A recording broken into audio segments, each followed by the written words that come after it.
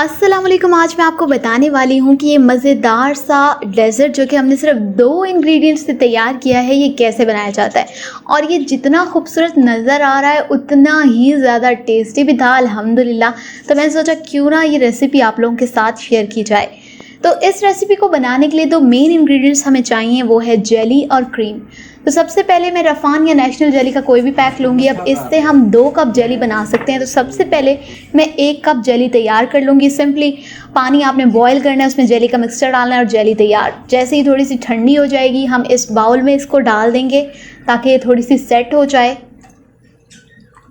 अब इसके बाद जब ये 1 कप जेली हमने रख दी ठंडी होने के लिए, अब हम दूसरा कप भी जेली का तैयार कर लेंगे उसी तरह जिस तरह हमने पहला कप जो है तैयार किया था।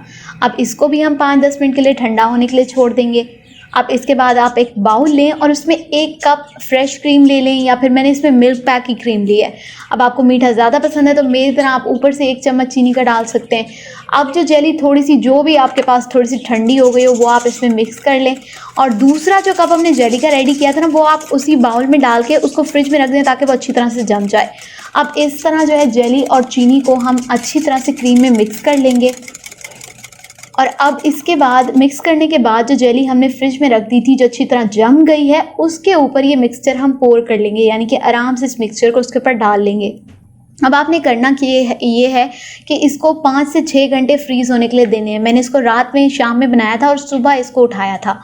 तो अच्छी तरह से जब ये फ्रीज़ हो जाएगा, आप इसको रात को यानी रख देंगे फ्रिज में, सुबह जब आप उठाएंगे तो बहुत बेहतरीन तरीके से फ्रीज़ हो जाएगा, जिस तरह आपको मेरा नज़र आ रहा है। इसके बाद मैंने क्या किया था, मेरे पास कुछ क्रीम बच गई तो मैंने ऊपर से इसके डाल ली थी। आप भी जिस तरह चाहें डेकोरेट कर सकते हैं।